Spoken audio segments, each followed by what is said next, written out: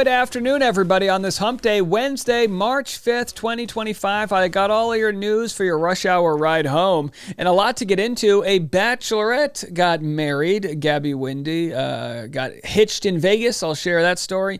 And an update from Billy McFarland on Firefest. He's a little agitated that no one believes Firefest is actually happening. All right, can you blame him? And then we've got a Supreme Court update that is going to shock Donald Trump.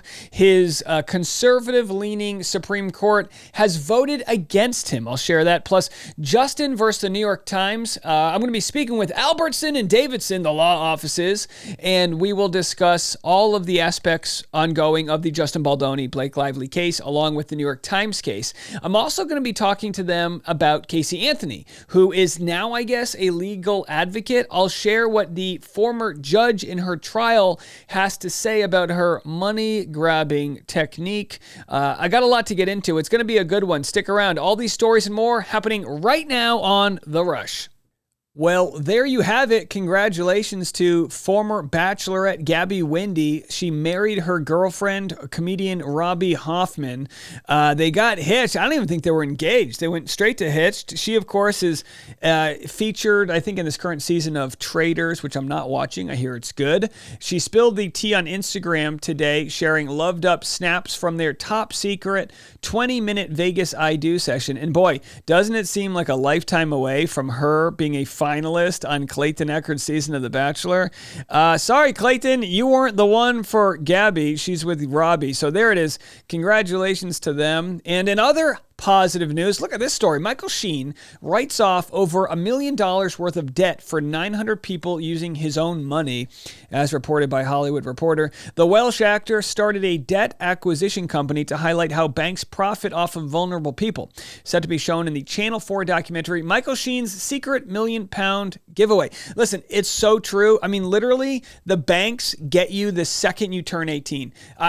In college, they get you to sign up for credit cards so that they can give you a free t-shirt, and then all of a sudden you're in credit card debt and you got to pay that off at a crazy interest rate. I mean, it's just criminal out there. You're broke and you accidentally overdraft, and then you owe $65 on top of the money you don't already have. You know what I mean? It's just like, I feel for people, and most people, when they can work their way out of debt, that's when they can start really contributing to the economy. It's good for everybody when people aren't in debt. And again, just good to see that someone's taking matters into their own hands. I mean, honestly, and maybe we'll start doing this Christmas here. I just want to go and just wipe out people's layaway orders, just like, people put things on layaway because they can't quite afford them, and then I just feel like there's such a responsibility to help people out the way Michael is doing it. I wish that we could do this more so through taxing billionaires. I don't know any Mark Zuckerberg public libraries that are out there or Elon Musk schools for the blind, but who knows? Maybe these billionaires will trickle down some of their money to the rest of us. Michael Sheen leading with his wallet. Brittany Cartwright reacts to ex-Jax Taylor revealing his cocaine addiction and substance issues. The Valley star opens up to people about his 20-year addiction, and of course, she's had to deal with it whenever there's an addict who, has destroyed their life. In some ways he, has destroyed his marriage. There's somebody on the other end of that. She says, people ask you, he admitted to his alcohol problem along with cocaine. She said this: I'm glad that he finally admitted to what was really going on. For the first time, I can speak openly about the extent of trauma he's instilled in our family over the years. I've tried desperately to help him without success. I pray that one day he completely knocks this addiction, but I'm skeptical. His behaviors are still alarming, and his treatment plan seems to be the bare minimum. And listen, just because you quit alcohol doesn't mean, or you quit drugs doesn't mean you're not going to still have the same issues that you had before then. You're just going to have to sort of learn how to deal with your issues in a sober mindset. So I wish him the best, and I'm not surprised that Brittany's very jaded about it, and hopefully he can prove her wrong and, live an authentic life that doesn't have to be all coked up, even though I'm sure it made for great TV. So here's your update from the Supreme Court. Shocking decision. A sharply divided Supreme Court on Wednesday ruled that the Trump administration must comply with a district court And people, this is a surprise because a lot of people thought, well, since the Supreme Court is stacked in the conservative side, and not just conservative with Trump appointed Supreme Court justices. And by the way, these aren't just your everyday Supreme Court justices. They all essentially lied to people's face that they weren't going to overturn Roe v. Wade. The law, it's the law of the land, blah, blah, blah. And then the first chance that they could, they did. Meanwhile, remember, Mitch McConnell wouldn't let Biden get his Supreme Court justices through, and there were several months before his term ended. So we're seeing, a lot of people worried that is the Supreme Court going to do the right thing? And here's your first piece of evidence that they may. Just ruled the Trump administration must pay out frozen foreign aid to nonprofits. One of the first major tests of President Trump's executive action in his second term. And the Supreme Court, in a narrowly divided ruling, 5-4, just a few moments ago, said that Donald Trump and his administration must pay out nearly $2 billion for foreign aid work already completed prior to the judge, a lower court judge, putting a freeze on his freeze earlier last month. This is an interesting decision from the Supreme Court. Four conservative justices dissenting. Diane, Justice Alito writing, "I am stunned that the Supreme Court has taken this position, ordering the executive to pay out money that he doesn't want to pay out." You'll remember this dispute was brought forward by a number of aid groups that perform work on behalf of the United States. They had contracted to do this work. A lower court judge agreed with them, put a temporary restraining order on the government's effort to freeze the funding, said they needed to pay it. The Trump administration challenged that order to the Supreme Court. And again, just a few moments ago, a majority, 5 justices on the Supreme Court, said Trump needed to comply with that order and, at least for now, begin paying out that $2 billion in aid, a sliver of foreign aid from this country, not by any means all foreign aid, but just a sliver to these particular groups that brought this challenge, Diane. And again, it's work that's already been done and agreed upon. So pay the bill, live up to the contracts. Casey Anthony craves the spotlight, says her former murder trial judge. Let's go to what the judge has to say. Retired Judge Belvin Perry Jr., who presided over Casey's child murder trial, tells TMZ Casey, for starters, is craving attention after being out of the spotlight for a while.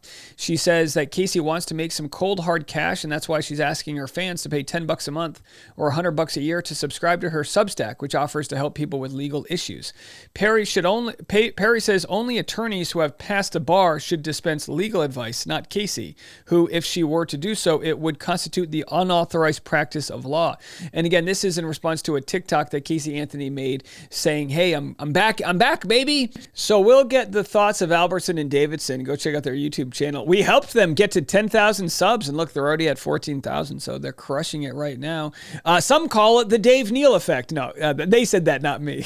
But looking forward to talk to them, not just on my channel here, but also on theirs. So you can go check that out, and we'll have to hear what they have to say about Casey Anthony. All right, and finally, before we get to that interview, here's Billy McFarland saying Firefest 2 is happening. And he's obviously a little annoyed that people don't believe him. But hey, we'll have to wait till it happens to really believe it. But have a listen. Good evening, everybody. I have a really important fire update. Last week, I did an interview in the Today Show, and since then, the story has been shared, retold, twisted, and covered by journalists from all over the world. Can you blame them, though? You've lost credibility. You couldn't even serve peanut butter and jelly. I love this guy. I'd hire this guy. We'll have to see if he can deliver, but if he can deliver on Firefest 2, his story gets rewritten because he took the reins and he grabbed the thing by the balls and he's going to make it happen. If it doesn't work out for him, oh boy. I figured it would be best to hear directly from me what's actually happening. First, Fire 2 is real. Second, we have incredible partners leading the festival. They're in charge of all the logistics, productions, and operations. This includes an incredible production team in Mexico who does not F around. There is no way they would ever take on a fake festival. Why do I think the drug cartel is involved? By the way, I hope the festival is better than the camera he's using to record this. It's a little smudgy. 3, we have accommodations. Naturally, this was a huge point of emphasis given the issues surrounding Fire 1. Our accommodations include contracts for the number of villas, yachts, and hotels. This also includes 2 hotels who were contacted by the media and in response gave misleading statements saying they never heard of fire and they aren't working with us. After hearing this, I asked my team to terminate those contracts and to focus on the hotels and other partners who are eager to work with and support fire. So media contacted the hotels. The hotels lied and said they weren't part of Firefest, so then they fired the hotels. All right. It's a little, this kind of feels like, I wouldn't have known all of this if he wasn't admitting it. 4, we have talent. Artists, athletes, and other performers are on board and scheduled for Fire 2. We got the Village people. 5, restitution is being paid. Good. Since being released 30 months ago, I've made 40 payments to restitution. How much? I've also made it my mission to do more than legally required. Part of this has been giving a large percentage of Fire 2's budget and profits directly to restitution. 6, my partners and I have remained in communication with local and state government to ensure full compliance and a successful event that benefits the local economy, shares the beauty of the Mexican Caribbean with the world, and helps make right for all of the wrongs. All right, I'm in. I love a good redemption story. He's paying his restitution. Now, who wants to buy my ticket? Okay, because, all right, either way, so we'll have to see. I mean, they say it's happening. Really, you just got to get that talent there to show up, right? Who's going to show up? I mean, you're going to have possibly like artists that have no F's to give, that aren't worried about their PR. I say get some unknown DJs. You know what I mean? Like, don't worry. I mean, then you got to sell these tickets, and they're $1 million tickets. But again, fool me once, shame on me. Fool me twice, send me to Firefest too. I want to go. All right, coming up next, we're going to get this interview done with our favorite lawyers, Albertson and Davidson. That's happening right now. Ladies and gentlemen, I'm so excited to be joined today by the hit YouTube channel, Albertson and Davidson. It's Stuart Albertson and Keith Davidson. Welcome back. Thanks a lot, Dave. Appreciate it. You having us on. Yeah, I heard you guys had the Dave Neal bump. We got you over 10,000 subscribers. How about that? I'm like the poor man's Oprah. Yeah. You work. And so, you definitely pushed us up. We really appreciate it. And we've got a lot of people who came over from your channel now watching our channel, and really, really nice crossover. Yeah, I've lost followers. They just left me and they're over here with you now. So we need to get them back. I watch your views. I'm like, yeah, you guys are killing it. So we're talking about Blake Lively, Justin Baldoni. Yesterday, I have, as a non-lawyer, I have a hard time seeing what's important and what's not with these motions. Was this a big deal for the judge to grant the motion to stay for the New York Times? And what exactly does that mean? It wasn't that big of a deal, but it kind of was. It was unexpected on our part. So we were kind of surprised that the judge did that, I think. But it's not that big of a deal. Really what it means is nobody can send discovery or try to get evidence from the New York Times until this motion to dismiss is decided. And I think the judge also made it relatively clear in the order that he expects that Baldoni is going to file an amended complaint, because they said as much, that they were going to clean up a few minor issues. So I think in the judge's mind, it probably wasn't that big of a deal. It's like, hey, let's just hold everything until we get this amended complaint on file and go from there. But there was some interesting things that the judge mentioned in the order that were kind of insightful. Yeah, right. The judge kind of hinted that there's probably grounds to dismiss the complaint that Baldoni has against the New York Times. And in most cases, you would think that the New York Times would be protected under what freedom of the press? Is that what they would be protected under here? They're saying that they have the reporter's privilege, and it's fairly strong in New York. And in fact, in the moving papers from the New York Times, they quote to several cases saying that, these cases are routinely dismissed at the 12b6 motion filing time format. So when the 12b6 is filed, this case is just dismissed. It's never put in front of a jury. And that's what New York law stands for. And I do think this is a bigger ruling than perhaps, Keith has his opinion on it. I have mine. I think it's a bigger deal because I think the judge is saying, look, I've read this and I haven't even looked at what you had to say in response. And I, at this point, I don't think you have anything to say in response because this is so strong on the law. And I'm leaning towards dismissing this case at the 12B6 level. But it could have been also, as Keith said, that the judge is just kind of poking everybody here a little bit like, hey, you said you're going to do an amended petition. Let's get to it. Get your amended petition on file, clean this up so that I can analyze this in light of what the New York Times has filed and asked me to do.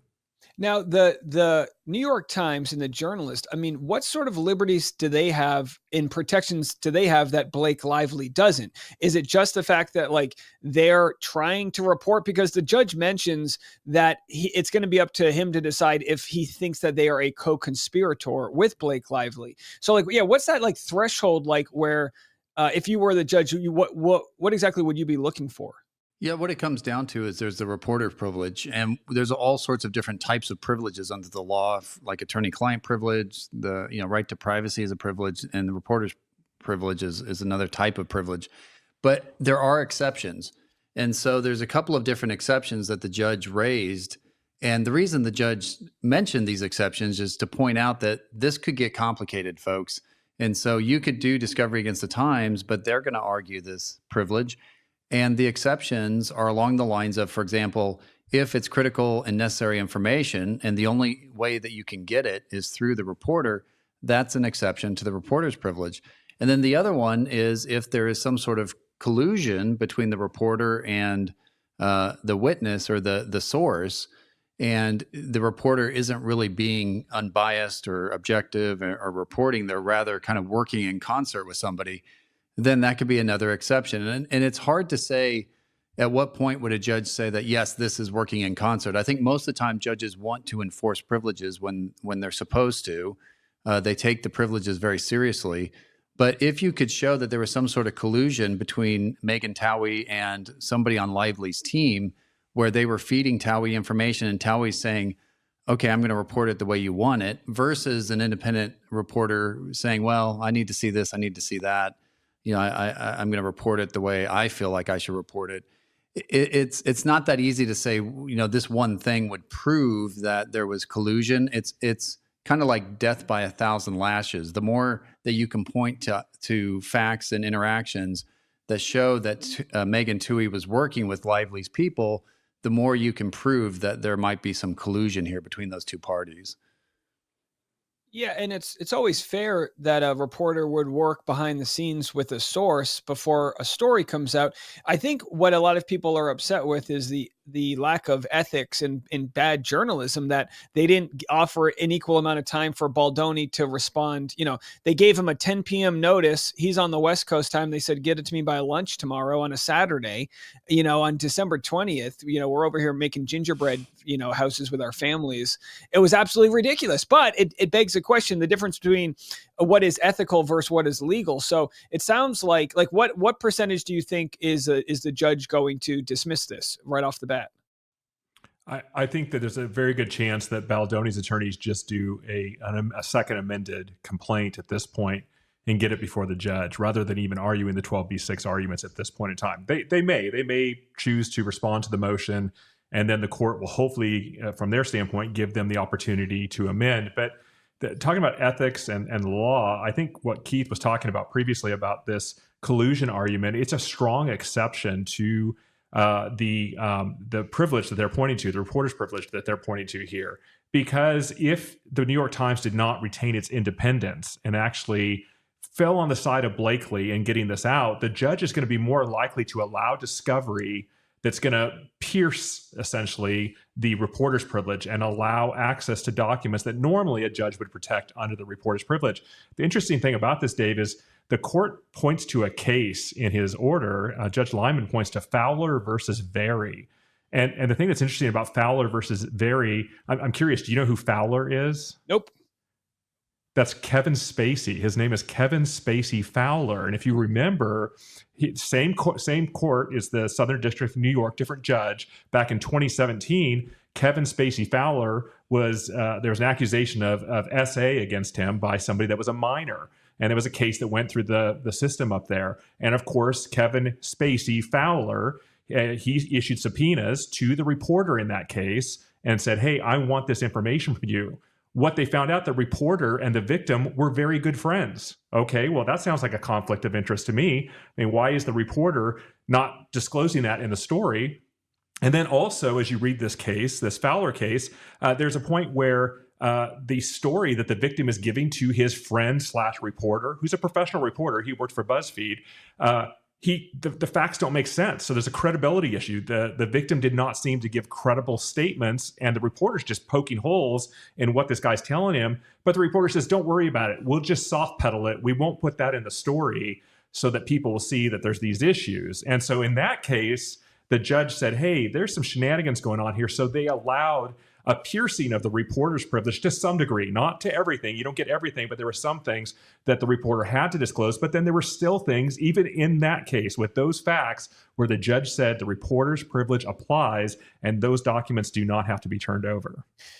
You know, I think reporters need some sort of batting average scorecard, like a Yelp review, because it's like we want to believe that stories are, presented with all of the information, but they get to hide behind their sources. You see, this new LA Times article, I don't know if you guys got a chance to read it. It is a doozy, but it's an article that, has dozens of unnamed sources that are against Baldoni, and then two sources that are named for Baldoni. And it's like, as an audience, how are you supposed to believe anything if someone doesn't put their name or face to it? Like, do you think there's any way to reform how this is all done? Or does it just come down to the public sort of having to shame and criticize reporters when they get it wrong? It almost has turned into a situation where people have to be more critical in their reading skills when they're reading these reports. Because I did read through that LA Times article, and I did notice that the ones that were coming out against Baldoni were unnamed, and a lot of them were former employees. So right there, you're thinking, well, a lot of former employees are disgruntled, in any business. But it's unfortunate, because I think it would be more believable and understandable, and we would be able to see whether it's objective or not if they would disclose the sources. Now, reporters have, a good reason not to disclose sources from time to time, but to do that on a routine basis, it makes it hard to believe the stories. And maybe us as readers, we just have to be more critical when we're reading these things.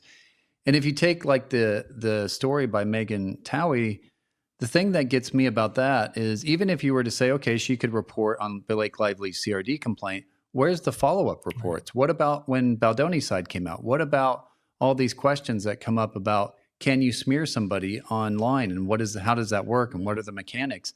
It seems like there's no follow-up, and there's no let's follow the story to where it leads us and get to the end and see what's going on. That's the part I don't really understand.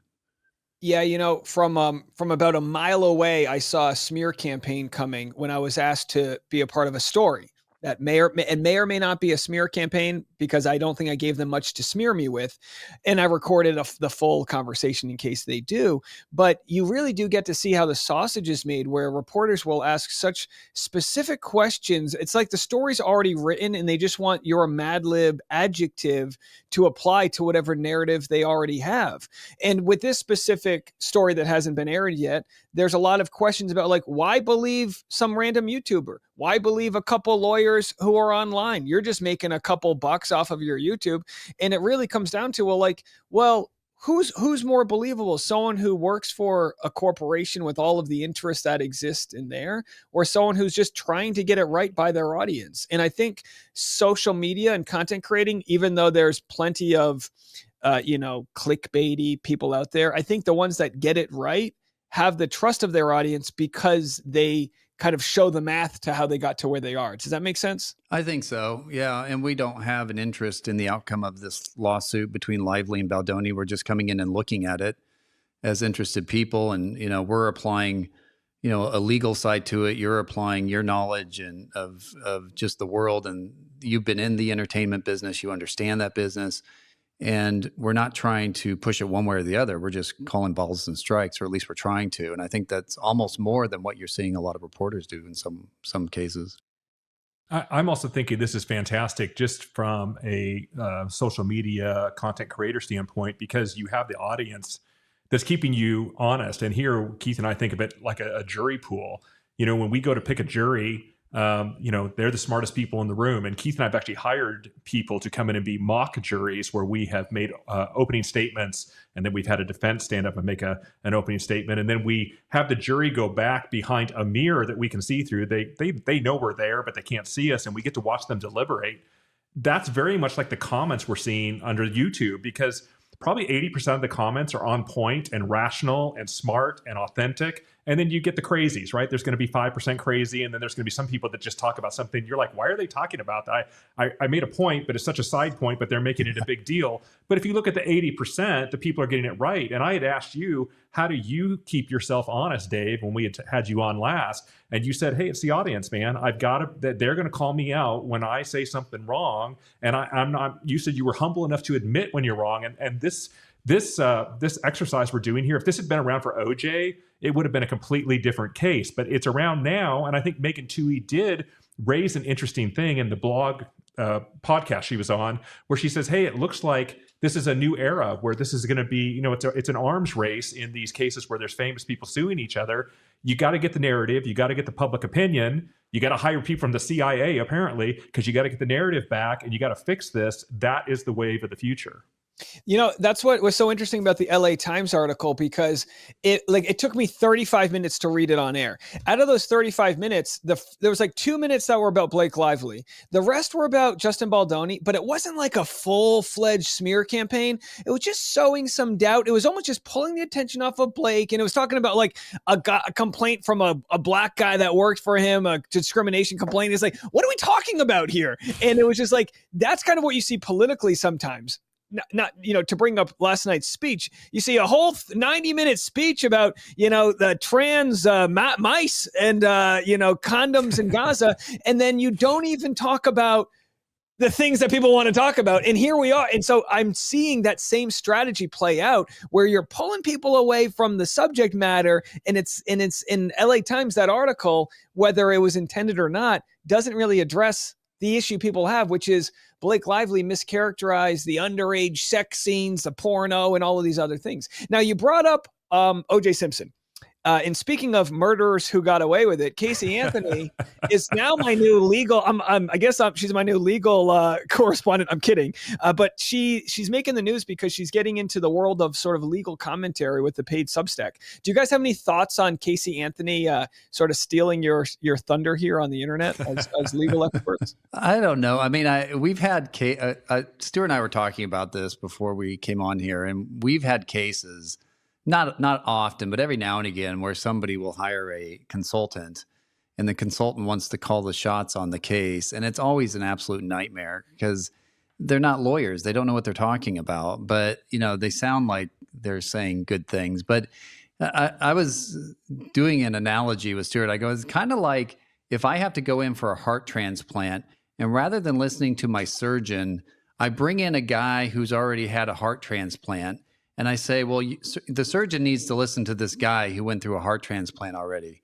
Well, why? I mean, listen to the surgeon. He's the expert, or she's the expert. Why are you going to bring in somebody else? So I don't really know what they add to the party, but still, I mean, I guess that she thinks she has something to offer. I don't know that much about it, but I'm just using that as an analogy of, what does somebody add? Yeah, like I'm all about like, hey, it's capitalism. You go make your Substack. If people want to join, so be it. It's like whatever. But it is interesting, kind of bringing her name back into the world of sort of pop culture crime. And now I wanted to ask you guys before we go here. When I spoke last, you said there was a 99% chance this thing was going to settle. Do you have updated numbers for me, or you still think this is going to settle? It has to settle. It's not that it may settle. It has to settle. I mean, there's a very small chance it goes to trial. And the LA Times article is a very good example of why it has to settle, because Justin Baldoni is carrying the narrative. He's doing well in the court of public opinion, but you have a cystic fibrosis patient that is saying that allegedly Justin Baldoni was involved in taking his story. It's a very sympathetic person, a sympathetic victim, and there may be no truth to it. But the problem is this gives oxygen and it gives life to Blake Lively's side. And this happens in every case. And Dave, everyone says, "Oh, you got to go to a trial to get vindication for Justin," and we got to go all the way. Look, this is painful. It's horrible to go all the way to trial, and it's great for us, the creators and people want to comment on this. There's always a new story coming out every day. But this case must settle, and it only gets, there's no perfect case. Every case has warts. Doesn't matter how great your case is, you still have to go to trial, you still have to stand in front of a jury, and you still have to get that jury on your side, and there's no way 100% that jury is going to come down on your side. So there's always some issue of, hey, we could lose this, and you have to take that into consideration. So in answer to your question, the case has to settle, in my opinion. Do you think it's going to settle, Keith? You still at 99%? I think so, yeah. I'm still at 99%. And I agree with Stuart that it has to settle, and it certainly has to settle for Lively. I mean, if I was her attorney, and I've said this many times before, I wouldn't even want her to sit for a video deposition. She'll be creamed. But the deposition is not going to be good for Baldoni either. I mean, there's always a few issues that come out. And again, doesn't matter if they're true or, what they are. There's good days and there's bad days in litigation. And we even saw that yesterday. The court went against Baldoni and ruled in favor of the New York Times to stay discovery. Whether it's a big deal or not, I don't think it's that big of a deal. But it just goes to show you that you have, in any battle, you have ups and downs. And so I think at some point this case will settle before trial. But, if I'm wrong, fantastic. We'll all have a great show and be able to see a great trial. So there was a source said in, I think, Daily Mail article that they do plan on deposing Taylor Swift. Is there a hierarchy to how you get your depositions? Like, could they try to get her before they get Blake Lively? And how does that all work out? This is not even a big deal. If she is a witness to this case, doesn't matter what her star status is, her deposition will be taken. She'll have a lawyer there to protect her from any harassing questions or inappropriate questions from being asked.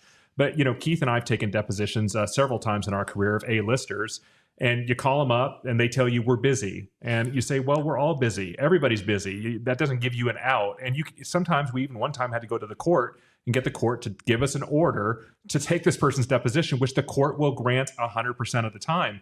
Just because you're an A-lister and she's a mega A-lister doesn't mean you can bypass taking a deposition, especially if you have relevant information that can be given to the case. So they'll work it out. The lawyers will all get together. Taylor Swift will obviously be lawyered up. I'm sure she'll have more than one lawyer. She'll be perfectly taken care of. She'll sit for her deposition. Chances are she's going to say, I don't have anything to add. I don't know anything. This dragon thing, I didn't know I was a dragon. I don't even know what that means. And she's just going to be very, very careful with how she responds. And her lawyers will literally spend a week, maybe longer, but at least a week with her, preparing her for that deposition, doing mock question after mock question so that she can answer 99% of the questions from her preparation. And then they'll have an overall theme for any of those, questions that come in out of nowhere where you're not quite sure how to answer, and you answer from that overall theme. So she'll be fine. It's not a big deal. She'll have her deposition, and that'll be the end of it.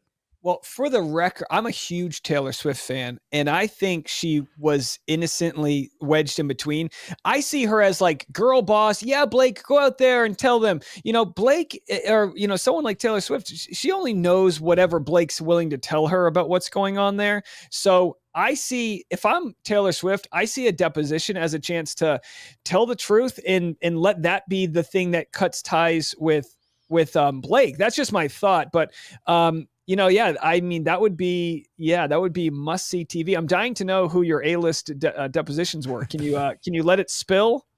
I'll let one name spill because there's no protective order or confidentiality agreement on this. And, Jay Leno, I called Jay Leno up. I literally called him. I just found his phone number and called him and got a hold of his assistant.